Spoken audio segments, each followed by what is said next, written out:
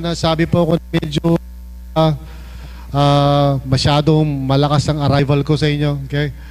But I just hope na you will just consider that. Reject what is evil, accept what is good. And let's give all glory to the Lord. Panginoon, maraming salamat po for this day. Thank you for giving me the strength and the grace to teach this seminar.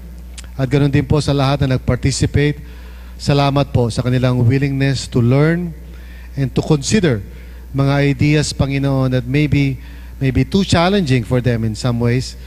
But at the same time also, I hope marami rin naman mga ideas that are affirming and encouraging and biblical, Panginoon. Salamat po, Panginoon. We give you back all the glory in Jesus' name. At lahat tayo magsabi ng Amen. Amen.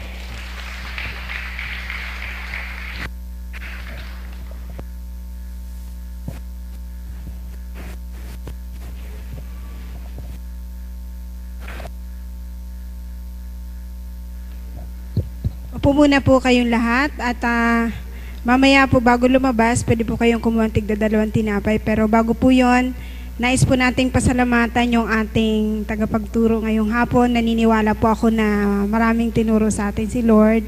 Doon sa mga ipiniprepare ni Lord sa larangan ng ministeryo, naniniwala ako na marami tayong natutunan. Palakpakan po natin minsan pa si Lord sa buhay ng kanyang lingkod. At nais kong tawagin si Frank para ipag-pray po natin. Tayo pong lahat ay tumayo at pasalamatan natin ang Diyos sa buhay ng kanyang lingkod. Pag-pray po yung ating naging tagapagsalita. Alright. Mananalangin po tayo sa ating kapatid na ginamit ng Panginoon to enhance our skills when it comes to leadership. Thank you for new teachings na maaaring ngayon lang yung napakinggan. Pag-pray po natin na ang ating kapatid ay magamit pa hindi lamang po sa church natin kundi sa iba pang lugar where God will guide him para i-mentor po ang ibang mga iglesia. At ako po ay naniniwala na lahat po tayo, anumang natutunan po natin, any information without application is abortion. So if you think that it will help you a lot, go for it. Amen. Parang wala akong kausap pa. Amen. And we are blessed by the Lord. Tama ba? So after my prayer, if the Lord is touching you to plant a seed in His life, don't hesitate to do it.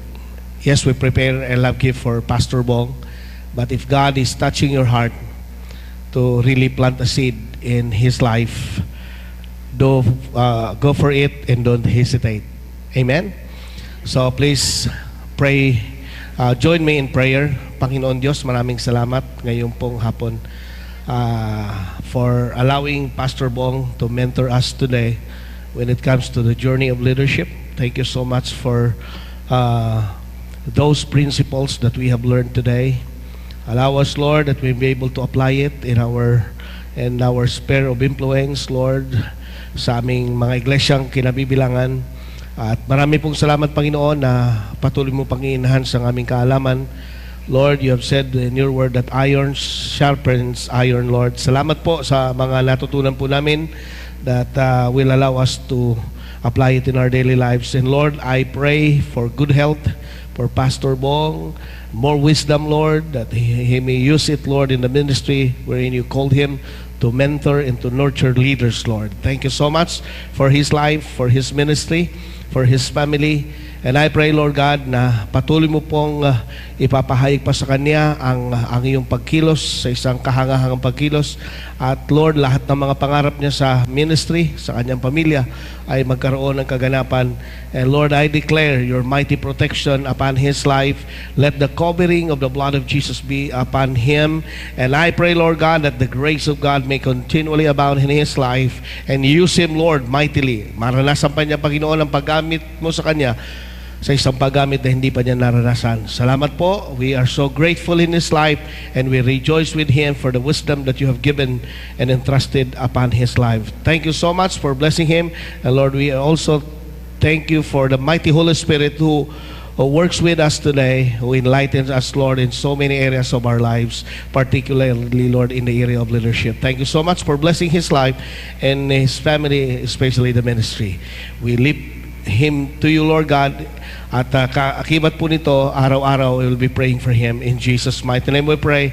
Ang lahat ay magsabi ng Amen. How about giving our clap offering?